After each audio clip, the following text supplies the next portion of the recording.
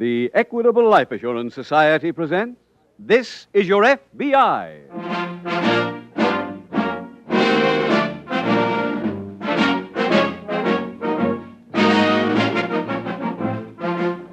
This is Your FBI, the official broadcast from the files of the Federal Bureau of Investigation. Presented transcribed as a public service by the Equitable Life Assurance Society of the United States and the Equitable Society's representative in your community.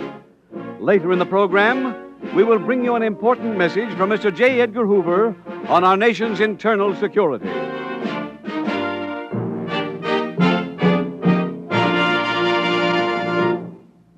A shrewd psychologist who has had contacts with numerous leaders of American business once remarked, "Success and self-confidence go hand in hand.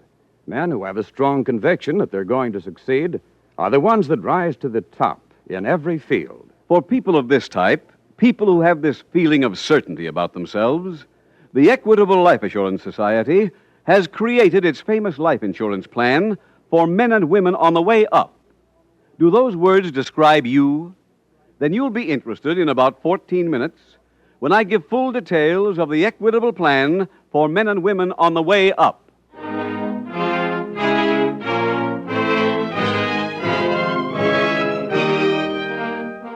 Tonight, the subject of our FBI file, extortion. Its title, The Straw Hat Shakedown.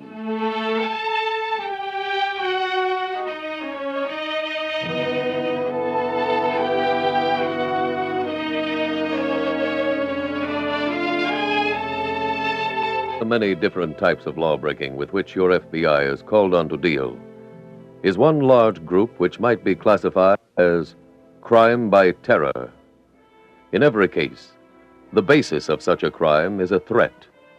Call it blackmail or extortion, and the threat is undesirable publicity for the victim.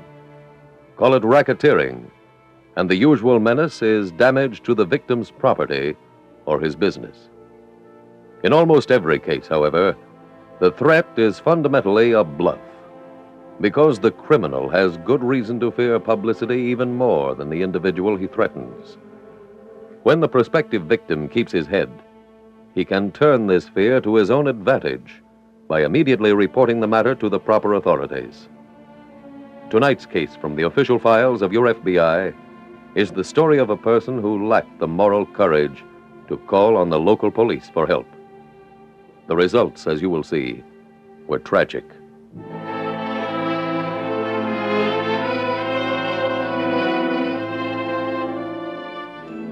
Tonight's FBI file opens in a New England state.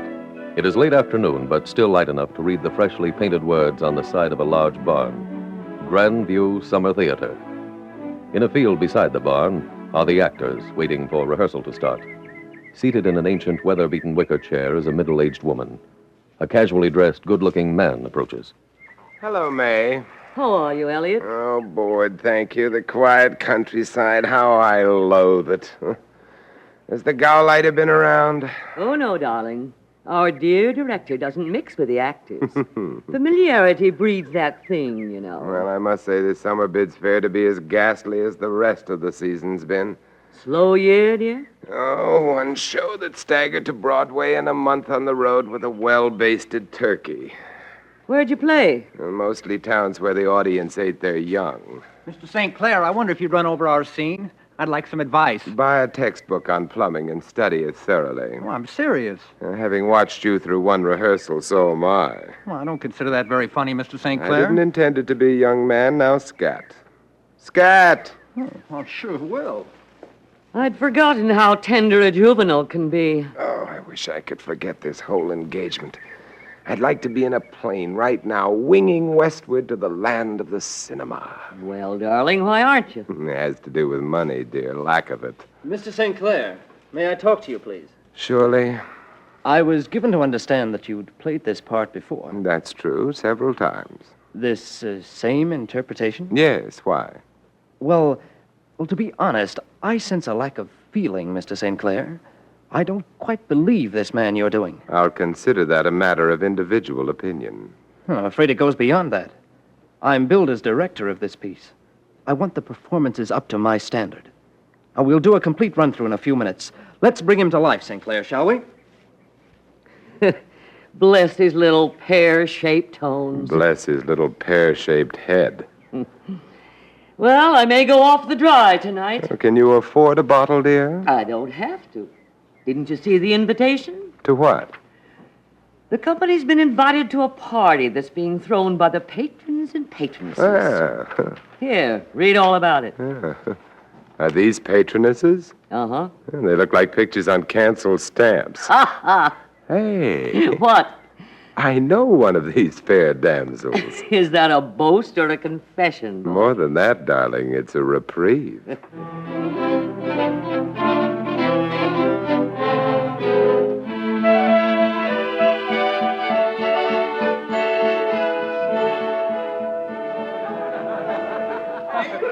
Hey, darling, where have you been hiding? I've been right here, taking dead aim at the punch bowl. Have you dug these people? No, I've been too busy, Elliot. Just sample that slob over there in the billiard screen. Oh, Elliot, you're cynical. And what makes you such a little ray of sunshine? The punch bowl, darling. Pardon me, honey. I see my friend has finally arrived. Oh, I didn't know you had one. Edith? What? Elliot, Sorry to surprise you like this. what are you doing here? I'm one of the trained seals on exhibit. Real live actors and not 20-inch, life-size. You're a member of the company? Yes, I was a last-minute inspiration on the part of the management. Oh, Well, your joy at seeing me is touching. what did you expect? I thought there might be an ember. You're wrong. That obese little man who just gave his hat to the maid, is that your husband? Yes, and I... Just a minute. He's paying his respects to the hostess. He'll be a while. Please let go of my arm. He's gotten rather flabby, hasn't he? Elliot, please. Darling, I want you to meet me at the barn in an hour. No, We can't talk here. But I don't want to. Edith, dear, you know my temper. I'll be at the barn in an hour. Don't keep me waiting.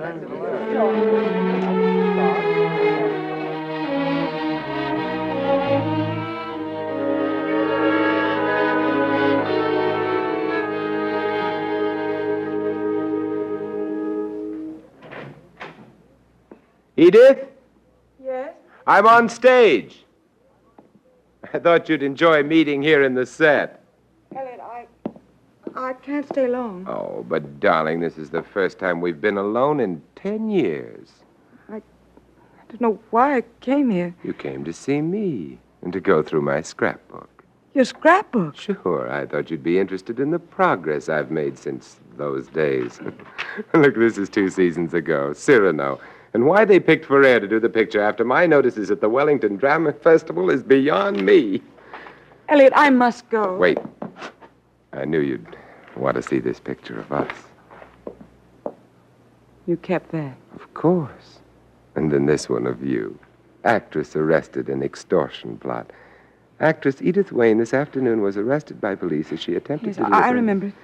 Yeah, but look at the picture. You handcuffed to the marshal on your way to jail. Elliot, what do you want? I'd like to sell my scrapbook. Nobody knows better than you. I wasn't guilty that Edith, time. darling, I need money quite badly. My price for the book is $5,000. That's ridiculous. I couldn't get that Darling, much. you couldn't possibly have married that cretin for love. I want $5,000 from either you or Mr. Calhoun. And I want it Saturday night.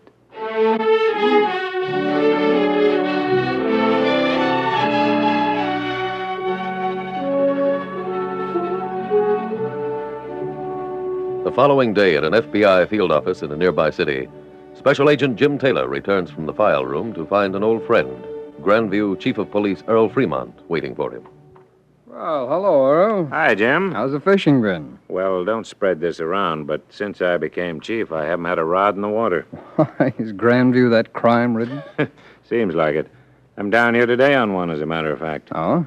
I thought maybe you'd give me some help. Sure, what kind? We had a jewel robbery reported this morning. First one of the summer. If I can solve it, maybe we can keep from having another epidemic of them like last year. Any FBI jurisdiction? No, not that I know of, but I've got a list here. These things were stolen from a Mrs. Calhoun. When? Well, she doesn't know. She says when she went to her jewel box this morning, it was empty. It's a nice haul for somebody. Mm-hmm. If you'll send a copy of this to Washington, Jim, for your National Stolen Property file, it might help. Sure, we can do that. Well, when are you taking your vacation this year? I can't even put in for one till I get this desk a little cleaner. You come up our way when you do. I'll guarantee a limit catch every day. Okay, that's a deal. And, Earl, when Washington reports on any of this jewelry, I'll call you.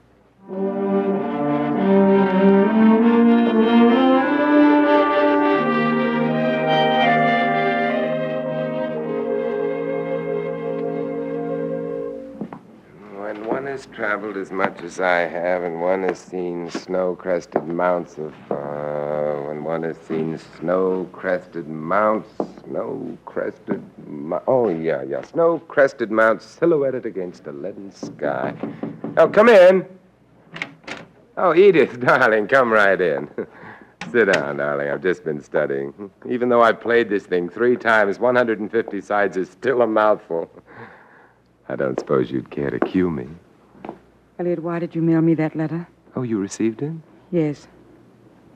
I was shocked. Oh, but darling, in every drama, the letter plays an important part. I suppose you were shocked by that part about killing you? That was merely for dramatic effect. Now, did you bring the money? Yes. Splendid. I'll take it, please. First, I want to promise. Of course. You'll never ask for more? Oh, I'm surprised at you. Do you promise? Solemnly. Now the money. Here. Elliot, is this all? Yes, darling, and don't feel badly. Your money's going to a worthy cause. With it, I shall be able to invade Hollywood, and all because of the inspiration you've given me in this envelope.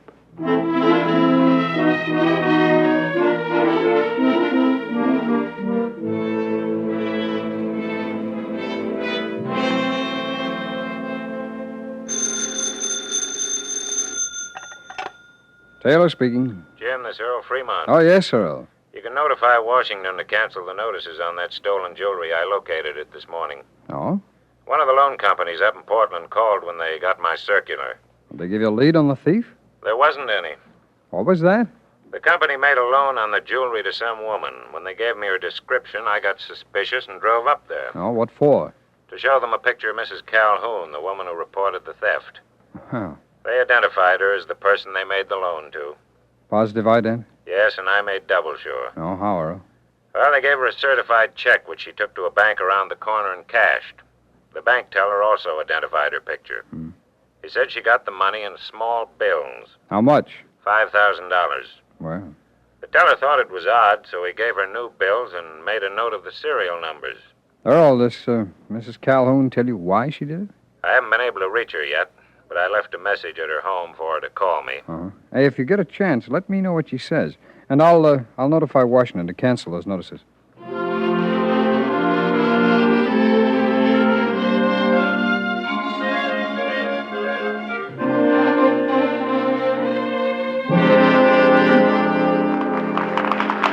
Why doesn't the fool leave the curtain down? He wants to see how many times I can bow. Oh, thank you, you fools. Keep it down. Well, Mr. St. Clair, what'd you think of that? Of what? I got 3 big laughs tonight. Child, those weren't laughs. The audience was breathing a sigh of relief at your departure. Don't let him kid you, Joe, dear. Oh, I understand, Mr. St. Clair. We'll see you both at the party. Ooh, I'm glad I was never that young. Oh, pardon me. Well, Mr. Gibson, I trust the reaction pleased you. Oh, they liked it fine. I didn't, and I only tried to please myself. Well, I thought we were perfectly wonderful. Oh, Miss Perry, the theater is an art form. And in art, there is no such thing as perfection. See footnote, page 38, Stanislavski strikes back. All right, St. Clair, I've tried to be pleasant. You hear the news? The party's off. What? No. What, the party for me? But it can't be. I only heard it 5 minutes ago. I'm sorry, Mr. Gibson. They just got word out front about that woman who was a hostess. Mrs. Calhoun? Yeah. This afternoon she committed suicide.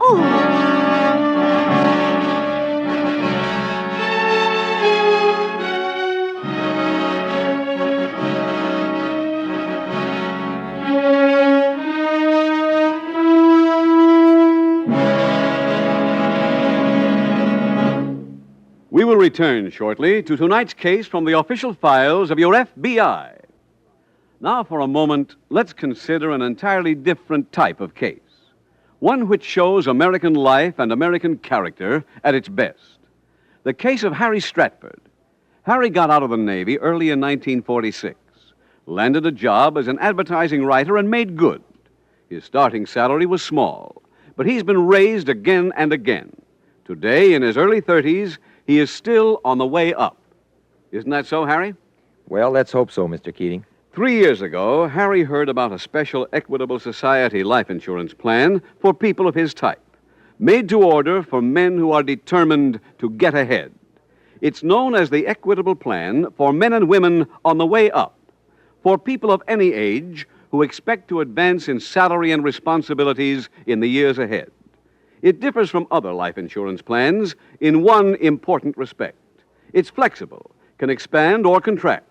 When your income goes up, your insurance can keep pace. In short, this plan is geared to your future success. Last year, I got a pretty nice raise. I figured this was a good time to take advantage of one of the options in my Equitable Plan and move up into a higher life insurance bracket. The second big advantage in this Equitable Plan is this. Until your salary does go up, the cost of this plan can be kept exceptionally low. Yet your family gets the life insurance protection they need. While I was earning less, I paid less money on my Equitable Plan. So life insurance never became a burden. Why not take a leaf from Harry Stratford's book? Ask your Equitable Society representative for full details of the Equitable Plan for men and women on the way up. Or send a postcard care of this station to the Equitable Society. That's EQUITABLE. The Equitable Life Assurance Society of the United States.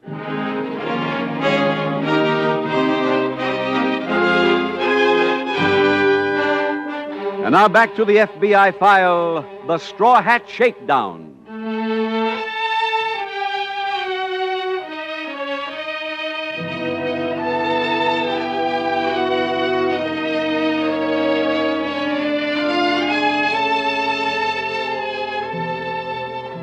One reason for the tragic suicide of Mrs. Calhoun in tonight's FBI file is the complete inconsistency of present-day society in its attitude towards men and women who have served prison sentences.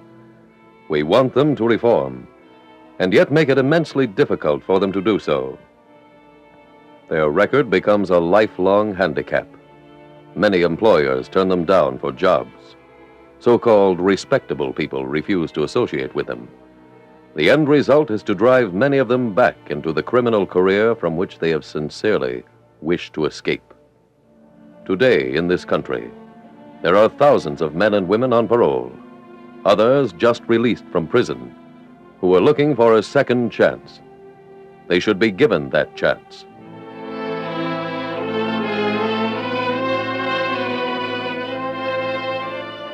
Tonight's FBI file continues at the FBI field office the following day. Special Agent Jim Taylor is at his desk when his phone rings. Taylor speaking. Earl Fremont, Jim. Oh, yes, Earl. More news on that jewel robbery. Oh, well, you didn't have to call me, Earl. You could have dropped me a line. No, I called because you're in on it. Oh, how come? Mrs. Calhoun, the woman who robbed herself, committed suicide yesterday. Well, I found a suicide note, also a typewritten extortion letter threatening her life. was that mailed to her? Yes, I've got the envelope. It was postmarked here in Grandview. Well, that gives us jurisdiction, all right.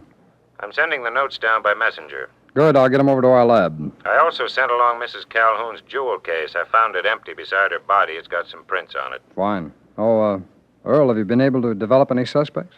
No, not yet. All right, I'll start up there right away.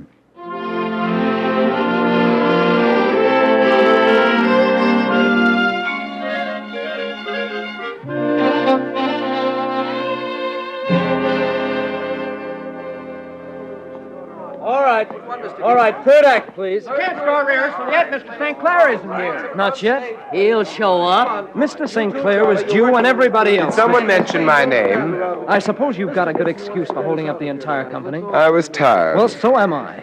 I'm tired of you and your lack of regard for your fellow actors. Dear boy, I make you a gift of my part. What? As of Saturday night, I am no longer a member of this taffy-pulling society. Elliot! Your notice is accepted. Mr. St. Clair, I wish you wouldn't go. I was learning so much from you. Thank you. I will cherish and press that in my memory book next to my laundry bill. I thought you were playing out the string to get some wardrobe money. I can make this much stopping runaway horses. Tell me where. I'll go with you. Mr. St. Clair, you're staying with us through the Saturday night performance, I believe. Yes, that's right. Then you still owe me this rehearsal time. Now let's do a little work, huh?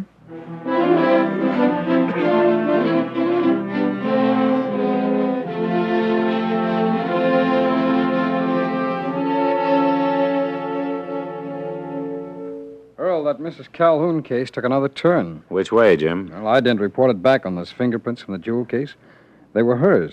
Well, nothing odd about that. No, but Mrs. Calhoun had a record. A criminal record? Yes, she was arrested 10 years ago for extortion. Served 3 years.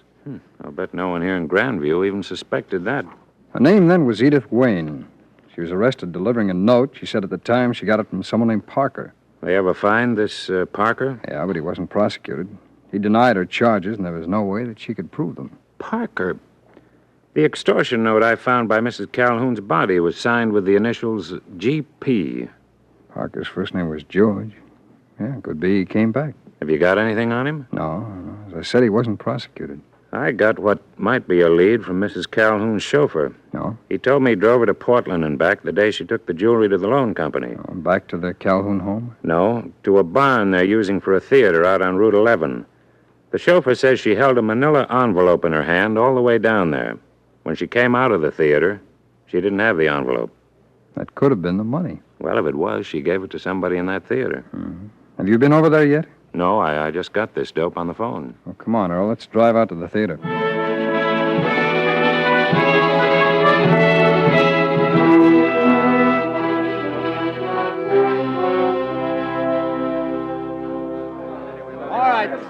All right now, everybody. This is Chief of Police Fremont. He wants to ask you a few questions. Thank Chief. you, Mr. Gibson. The specific day I want to ask all of you about is last Thursday. Now, to refresh your memory, that's the day after the patrons and patronesses had a cocktail party for you. We rehearsed here that day, Mr. Fremont. All of you? Sure. That's right. Well, I'll show you a picture of Mrs. Calhoun. Can you all see it? Yeah. Now, we know Mrs. Calhoun visited the theater Thursday during the rehearsal. She came here, stayed a while, and left. Who did she see? Well, let me put it another way. Did any of you see her? May I have your name, please? May Perry. Did you see Mrs. Calhoun? Nope. Your name, please. Elliot St. Clair. Did you see Mrs. Calhoun? No. Earl, can I see a minute? Sure. Pardon me. I just checked in the office. The extortion note was typed on the theater's typewriter. You sure? Oh, just about. I'll drive in and have the lab go over both samples anyway. Good. Keep questioning them. I'll see you at headquarters as soon as I can.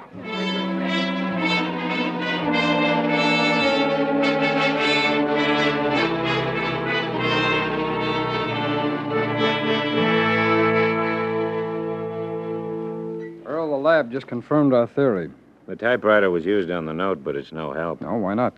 Well, I just found out that typewriter in the theater office is almost public property. The actors use it, the office help uses it, the stagehands borrow it sometimes. It's all over the place. So even knowing the note was written on it doesn't pinpoint any suspects. Yeah, that's true. If we only had a fingerprint or some physical clue we could work on. In your questioning, did you touch on that GP business? I asked if any of them knew a man named George Parker. None of them did. Oh, I brought Edith Wayne's record back with me. Here's all we've got on who Parker might be. Said he was a male model, living at 33 Madison Street. Well, Jim, how about checking there? I did. Nobody remembered him. If we could only get some kind of description. Wait a minute, Earl. I think I'll go into town and cover one more angle. I'll be back as soon as I can.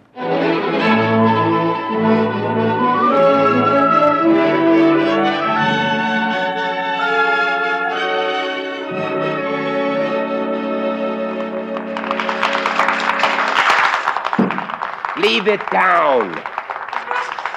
Smile at the nice people. I hope all their children are ushers. Well, I'm a Free man at last. You still leaving tonight? On the 1 a.m. milk train. Don't curdle too much of it. Elliot, can I say goodbye? What did you call him? Elliot. That's his name, isn't it? Hey, darling, he is human. We were both wrong. Well, we haven't gotten along very well together, but that's no reason for you to leave with bad feelings. I'd like to shake hands and wish you good luck. I'm not holding it out forever. I wouldn't if I were you. It'll get tired. You shouldn't have done that, Elliot. Oh, this business of forgetting hates in a moment of sentiment is asinine. Why should I give that imbecile a chance to feel noble? So long, trooper. What? I wish you weren't going, Mr. St. Clair. But alas, I must. So hail and farewell, my fellow thespians. Aren't you going to put any pebbles in your mouth? I'll think of all of you with utter revulsion as I lie in the sun beside my swimming pool. Goodbye, you slaves. Just a minute. No autographs, please. We don't want your signature, Parker. We want you.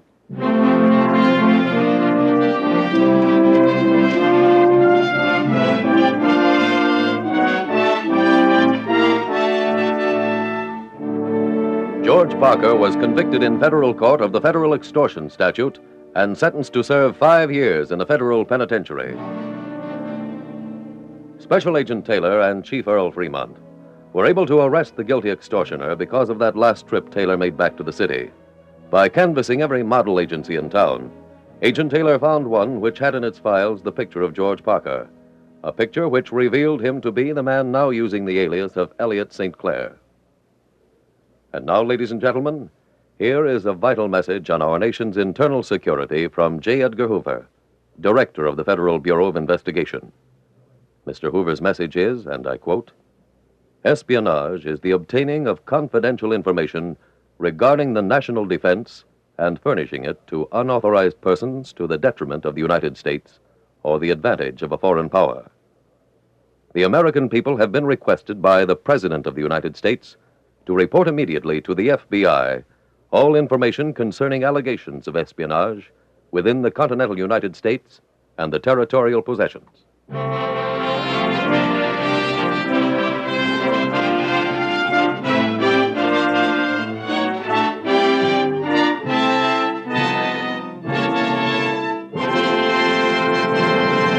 Now, one last word on the Equitable Society's plan for men and women on the way up.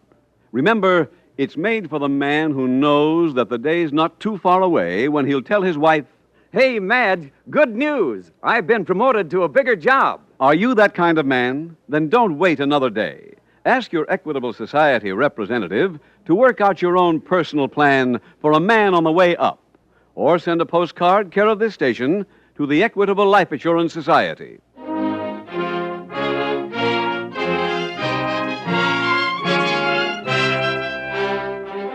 Next week, we will dramatize another case from the files of the Federal Bureau of Investigation.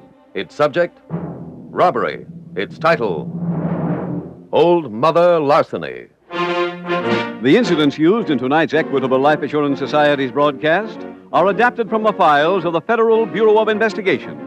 However, all names used are fictitious, and any similarity thereof to the names of places or persons, living or dead, is accidental. Tonight, the music was composed and conducted by Frederick Steiner. The author was Jerry D. Lewis. Your narrator was William Woodson, and Special Agent Taylor was played by Stacy Harris. Others in the cast were Betty Blythe, Betty Lou Gerson, Terry Kilburn, Jack Laird, Henry Morgan, and Vincent Price.